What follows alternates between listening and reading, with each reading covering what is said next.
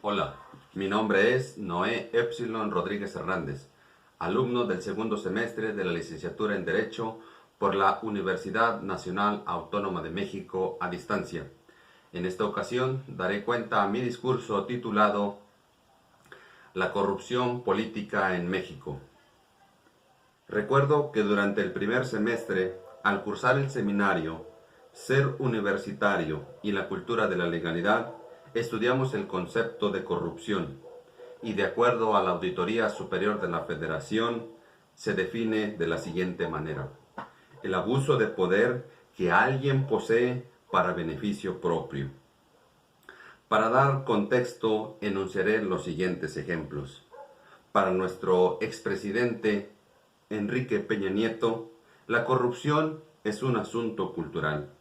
De esa manera, debemos entender que este problema es natural de los mexicanos y en cualquier orden de la sociedad. Pero regularmente no veo a los obreros, a los albañiles, a las personas que recogen la basura en el servicio público haciéndose ricos acá en asuntos de la hacienda pública. Pero esta conducta sí se observa en los servidores públicos del primer nivel, que se han caracterizado por ser personajes que se adicionan a los gobiernos neoliberales. Esa cultura de la corrupción entre esos personajes se hereda fácilmente, entre los de mente frágil, pues como lo enuncia el filósofo Enrique Dussel, el ayudante del político tranza y del abogado desleal que ve cómo su patrón goza de los placeres con sus prácticas fuera de derecho, lo inclinan a seguirlas por el deseo de poseer mujeres, un supuesto prestigio en la alta sociedad, carros, joyas, vestidos, zapatos, concurrir a restaurantes de lujo, placeres que bien ganados no se discuten, pero mal habidos destruyen a la sociedad. México demuestra la corrupción de muchas maneras. Uno de ellos es el ranking mundial, pues ocupamos el lugar 138 de 180, esto para el 2018. Pero deseo enunciar otros ejemplos también, habidos en el séptimo arte, de los que seguramente puede haber más, pero prefiero dedicarme a dos películas del autor Damián Alcázar, cuyas obras se titulan La Ley de Herodes y El Infierno, en la que se describen las peores bajezas en el mundo de la política, que seguramente ustedes habrán podido disfrutar entre familia. La corrupción política destroza todos los órdenes de gobierno, los administradores de justicia y todo se dobla ante la ambición del dinero. Quienes aún defienden los gobiernos neoliberales, encabezados por el Partido Revolucionario Institucional y Acción Nacional, me destrozan con su nivel de ingenuidad, pues han llegado a destruir a nuestro país en gran manera. De acuerdo a su opinión, vivimos de manera semejante a países de primer mundo como Canadá, Suiza, Finlandia o incluso Japón. Seguramente que en aquellas naciones los titulares de los medios de comunicación transmiten los siguientes ejemplos. El expresidente Carlos Salinas de Gortari privatiza las instituciones del gobierno y se las otorga a sus cuates. Cedillo, que convirtió la deuda de unos cuantos banqueros en la deuda de la nación y que ésta sumó 1.8 billones de pesos. Es increíble que hasta la fecha aún se adeuden 890 millones de pesos. Fox, con sus botas de vaquero y su modo de corrupción con su esposa Martita, con los contratos a modos a sus hijos en Oceanografía y Pemex.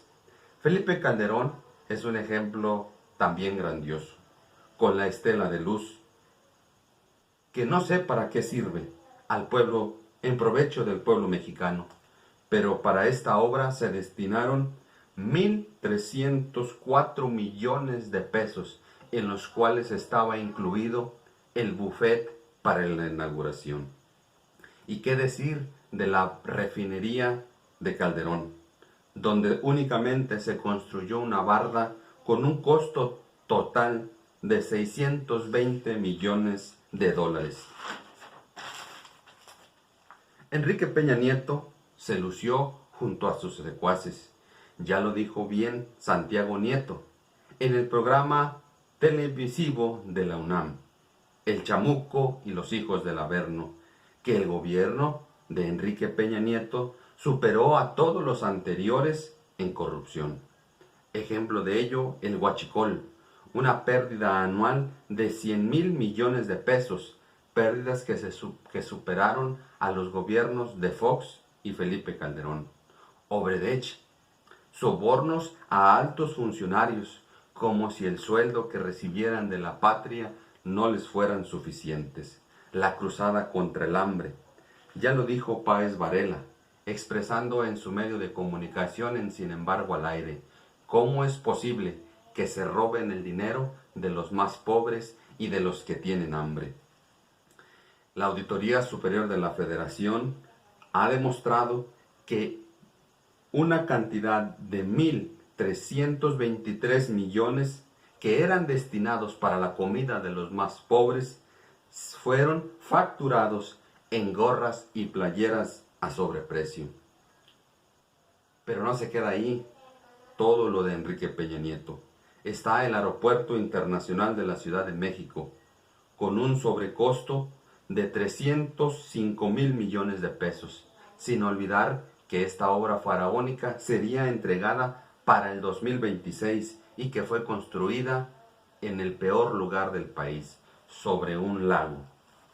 La Casa Blanca, signo emblemático del gobierno de este expresidente refugiado en España, con un costo de 7 millones de dólares, una suma equivalente de 86 millones de pesos, que seguramente muchos de nosotros, los que estudiamos Derecho, algún día podremos poseer. La estafa maestra, con el subtítulo Graduados en desaparecer dinero, desaparecieron de la hacienda pública cantidades superiores a los 7.670 millones de pesos y no saben dónde han quedado 3.400 millones de pesos. Todavía falta hablar del avión presidencial, con un costo de 4.372 millones de pesos. Y, por último, mencionar que los gastos en comunicación durante el segundo gobierno de Enrique Peña Nieto superaron los 11.398 millones de pesos, en comparación del segundo año del actual presidente, que gastó un quinto de la cantidad antes mencionada.